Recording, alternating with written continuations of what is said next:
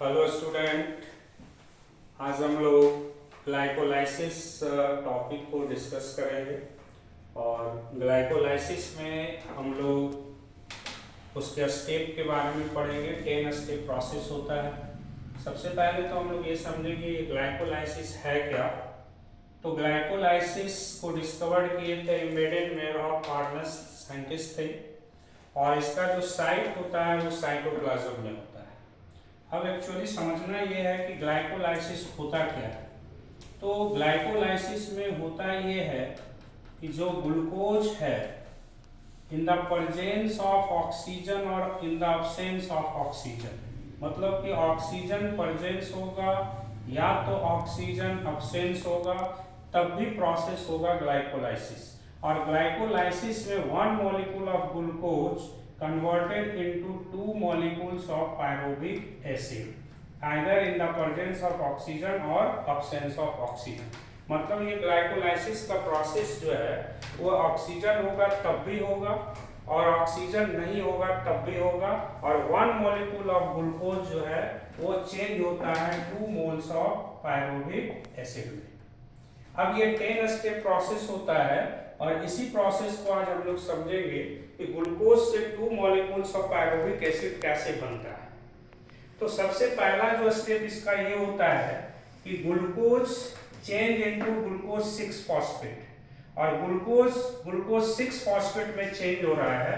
और glucose 6 phosphate में change हो रहा है, और हम लोग जानते हैं कि glucose is the 6 carbon compounds, और ग्लूकोज चेंज हो रहा है ग्लूकोज 6 फॉस्फेट में। इसका मतलब ये समझना है बच्चे कि जो ग्लूकोज है वो 6 कार्बन कंपाउंड्स है। 1 2 3 4 5 6 कार्बन कंपाउंड है, और ये फर्स्ट कार्बन पे फॉस्फेट है, इसलिए इसका नाम है ग्लूकोज 6 कार्बन पे ये फॉस्फेट है, इसलिए इसका नाम है ग्लूकोज 6 फॉस्फेट। अब ये फॉस्फेट आया कहां से बेटा? तो ये फॉस्फेट आया एटीपी से। यहाँ पे एटीपी यूज किया गया, और एटीपी को यूज करके glucose converted into glucose 6 phosphate. अब glucose 6 phosphate change into fructose 6 phosphate. अब ये फ्रुक्टोज 6 फॉस्फेट में कैसे चेंज हुआ? तो यहाँ पर हुआ आइसोमेराइजेशन हुआ, और फॉस्फोहेक्सोआइसोमरेज के प्रेजेंस में ये glucose 6 phosphate change into fructose 6 phosphate. अब फ्रुक्टोज 6 फॉस्फेट भी 6 कार्बन कंपाउंड्स है, और यहाँ पर भी जो है 6 कार्बन पे फॉस्फेट है, और फ्रुक्टोज 6 फॉस्फेट चेंज होगा फ्रुक्टोज 1,6 बिस फॉस्फेट में। और फ्रुक्टोज 1,6 बिस फॉस्फेट कहने का मतलब है कि ये 6 कार्बन कंपाउंड है, 1 2 3 4 5 6, और फर्स्ट कार्बन पे फॉस्फेट है और 6 कार्बन पे फॉस्फेट है, इसलिए इसका नाम है फ्रुक्टोज 1,6 बिस फॉस्फेट। और यहाँ पर भी ये जो एक एक्स्ट्रा जो फॉस्फेट आया, तो यहाँ पर भी एटीपी को यूज किया गया, और एटीपी को यूज करके fructose 6 phosphate change into fructose 1,6 bis phosphate in the presence of phosphofructokinase enzyme. अब यहाँ पे नेक्स्ट स्टेप ये होता है कि फ्रुक्टोज 1,6 बिस फॉस्फेट में स्प्लिटिंग होता है, ये स्प्लिट करता है, और स्प्लिटिंग होने के कारण ये fructose 1,6 bis phosphate change into PGL phosphoglycerol aldehyde and dihydroxy acetone phosphate, ये चेंज हो जाता है। और ये एल्डोलेज एंजाइम के प्रेजेंस में स्प्लिटिंग होता है फ्रुक्टोज 1,6 बिस फॉस्फेट का।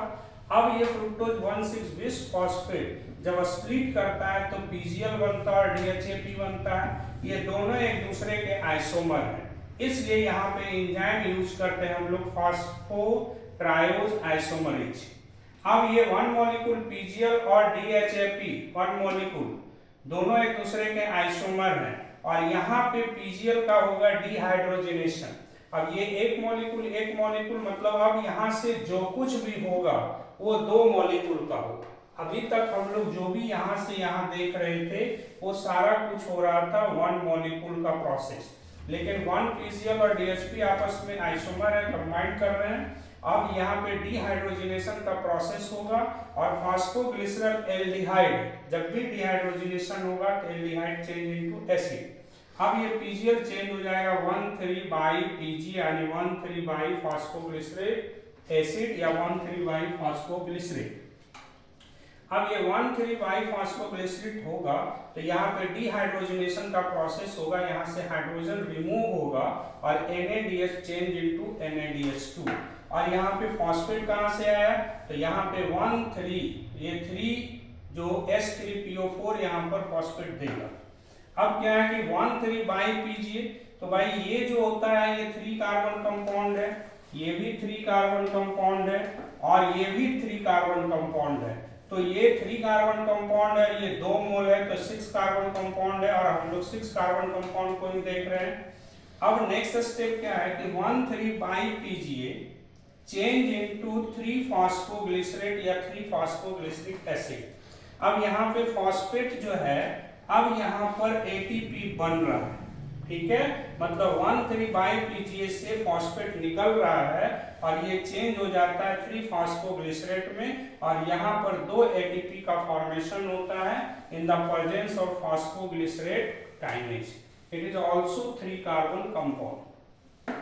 अब 3 फॉस्फोग्लिसरेट जो है वो उसमें म्यूटेशन होगा और म्यूटेशन होने के कारण 3 फॉस्फोग्लिसरेट चेंज इनटू 2 फॉस्फोग्लिसरेट, ये 2 फॉस्फोग्लिसरिक एसिड में चेंज हो जाएगा।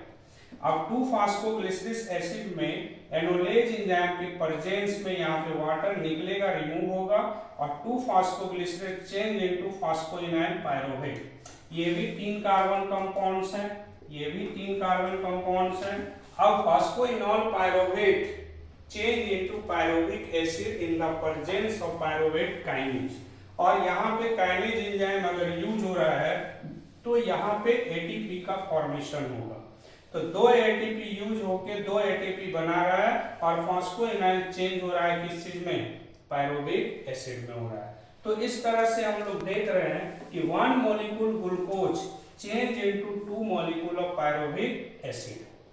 अब यहाँ पे हम लोग को ये समझना है कि पूरे ग्लाइकोलाइसिस में ये जो हम लोग देख रहे हैं यहाँ से ग्लूकोज से लेके PGL और DSP तक ये है इन्वेस्टमेंट फेज। इन्वेस्टमेंट फेज करने का मतलब है कि यहाँ पे ATP को यूज कर रहे हैं और यहाँ से लेके यहाँ तक जो हम लोग देख रहे हैं बच्चे, ये यहाँ पर क्या हो रहा है, तो ATP मेड हो रहा है, ATP बन रहा है। तो this one is the investment phase और ये यहाँ पर ATP मिल रहा है हम लोग को। तो अब ग्लाइकोलाइसिस में बात होती है कि कितना ATP हम लोग खर्च कर रहे हैं। तो 1 मॉलिक्यूल ग्लूकोज जब ब्रेक डाउन होता है तो 2 मॉलिक्यूल ऑफ पायरोविक एसिड बनता है। तो अगर हम लोग देखें ATP का अगर कैलकुलेशन देखते हैं तो टोटल हम लोग स्टेप नंबर 1 और स्टेप नंबर 3 के पास हम लोग ये देख रहे हैं कि 2 ATP यूज किया जा रहा है, ठीक है, और 2 ATP यूज किया जा रहा है और यहाँ पर स्टेप ये 2 ATP और ये 2 ATP हम लोग को टोटल जो है ये 4 ATP बन रहा है, मेड हो रहा है।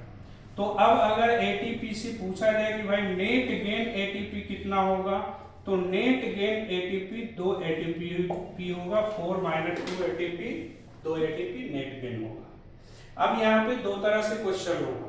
अगर हम लोग सबस्ट्रेट लेवल पे देखें तो ग्लाइकोलाइसिस में टोटल 2 ATP हम लोग को मिलता है नेट गेन, लेकिन यहाँ पर 2 NADH2 भी हम लोग को मिल रहा है और हम लोग जानते हैं कि 1 NADH2 = 3 ATP, यानी इनडायरेक्ट रूप से अगर हम लोग देखें तो अगर 2 NADH बना है तो 3 ATP = यानी कि 6 ATP, ये 6 ATP आ गया हम लोग को 2 NADH2 से। तो अगर इनडायरेक्टली रूप से हम लोग देखते हैं तो ग्लाइकोलाइसिस से हम लोग को टोटल 1 ATP मिलता है, लेकिन जब सबस्ट्रेट लेवल की बात करते हैं तो सबस्ट्रेट लेवल पे हम लोग को केवल और केवल नेट गेन कितना हो रहा है, 2 ATP मिल रहा है। तो हम लोग यहाँ पर क्वेश्चन 3 तरह से क्वेश्चन हो सकता है कि ग्लाइकोलाइसिस के प्रोसेस में कितना ATP यूज कर रहे हैं, तो 2 ATP यूज कर रहे हैं। कितना ATP मिल रहा है, तो 4 ATP मिल रहा है। नेट गेन कितना है, तो 2 ATP है। टोटल ATP इनडायरेक्ट रूप से हम लोग को कितना मिल रहा है, तो 6 ATP NADH2 से और 2 ATP नेट गेन, यानी टोटल हम लोग को 1 ATP मिल रहा है। तो इस तरह से ग्लाइकोलाइसिस में हम लोग को टोटल 8 एटीपी मिल रहा है। तो ये ग्लाइकोलाइसिस का 10 स्टेप प्रोसेस था। तो आज हम लोग इतना ही करेंगे, इसके बाद फिर हम लोग नेक्स्ट वीडियो में आगे करेंगे। Thank you.